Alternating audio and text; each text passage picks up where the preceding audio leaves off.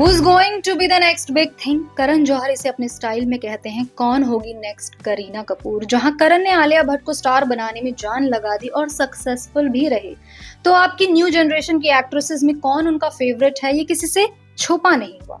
अनन्या पांडे। इसी डिबेट के बीच कुछ फाइन एक्ट्रेसेस अपनी जगह फिल्म इंडस्ट्री में बना रही हैं, जैसे कि Tripti Dimri, Pratibha Ratna and of course Sharvari.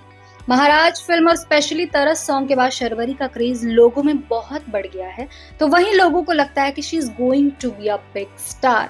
आज हम इस वीडियो में शर्वरी को लेकर ही बात करेंगे कि क्या वाकई में शर्वरी इस टैग को डिजर्व करती हैं। 2024 में शर्वरी इज एवरीवेयर। इस साल शर्वरी की महाराज, मुंजिया, वेदा 3 फिल्में आई। तीनों ही फिल्में एक दूसरे से काफी अलग थी। एक सीरियस है तो दूसरी हॉरर कॉमेडी। इन फिल्मों में शर्वरी का रोल भी एकदम हटके था हर फिल्म में। जहां महाराज में उनका कैरेक्टर एक चुलबुली लड़की का है, तो वहीं वेदा में उनका कैरेक्टर बहुत सीरियस है। सारे ही कैरेक्टर को शर्वरी ने बखूबी अच्छे से निभाया है, इसमें कोई शक नहीं है।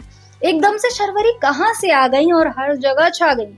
कुछ लोग कह रहे हैं उनका फैमिली बैकग्राउंड अच्छा है, जिससे उनको फिल्में मिलने में मदद मिली है, तो कुछ कह रहे हैं वो आउटसाइडर हैं और उन्होंने बहुत साल स्ट्रगल किया है, तब जाकर उन्हें काम मिला। तो पहले ये जानते हैं कि आखिर कौन है शर्वरी। शर्वरी एक पॉलिटिकल और रिच फैमिली से बिलोंग करती हैं। उनके नानाजी मनोहर जोशी महाराष्ट्र के सीएम रह चुके हैं एक वक्त पर।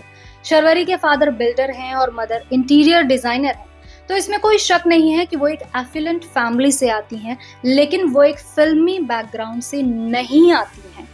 ज्यादातर लोगों को लग रहा है कि शर्वरी 2024 में बॉलीवुड में लॉन्च हुई हैं, लेकिन ऐसा नहीं है। उन्हें सबसे पहले 2020 में देखा गया था web series the forgotten army में। एक इंटरव्यू में शर्वरी ने बताया कि उन्हें 5 साल लग गए अपना पहला प्रोजेक्ट मिलने में।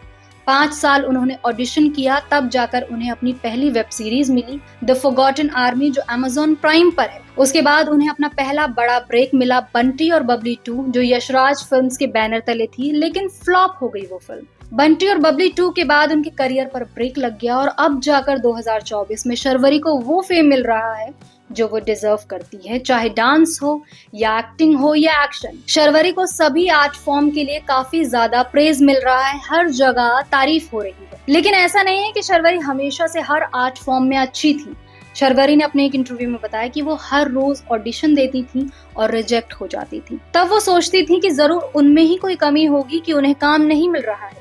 हमेशा अपने आप को बेहतर करने की कोशिश करती थी।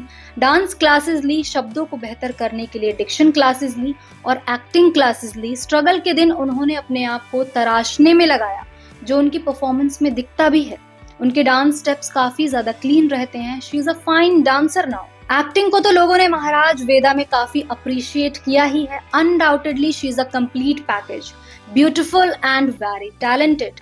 अपने आप पर काम किया, फिर काम की तलाश की, ताकि उन पर कोई उंगली ना उठा सके कि उन्हें ये नहीं आता, वो नहीं आता। ये उन नेपो बेबीज के लिए भी सीख है जो सोचते हैं जान पहचान होना ही काफी है सरवाइव करने के लिए।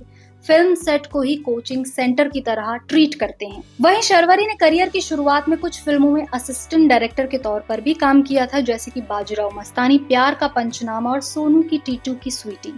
असिस्टेंट डायरेक्टर के जॉब के वक्त को शर्वरी बहुत इंपॉर्टेंट मानती हैं। कहती हैं as assistant director film set पर उन्होंने बहुत कुछ ऐसा सीखा है जो उनके आज भी काम आता है। सो ये कहना गलत नहीं होगा कि जो फेम शर्वरी को मिल रहा है उसका सोल क्रेडिट शर्वरी को ही जाता है। लेकिन इस बात में भी कोई शक नहीं है कि एक एफिलेंट फैमिली से आने से आपको मदद तो रहती है। आपके स्ट्रगल और एक आउटसाइडर के स्ट्रगल में फर्क होता है। एक आर्टिस्ट जो किसी और सिटी से आया होता है, उसे अपने रहने, खाने, किराया सबका देखना होता है। स्ट्रगल के साथ वो एक पार्ट टाइम जॉब भी कर रहा होता है ताकि अपनी बेसिक नीड्स को पूरा कर सके।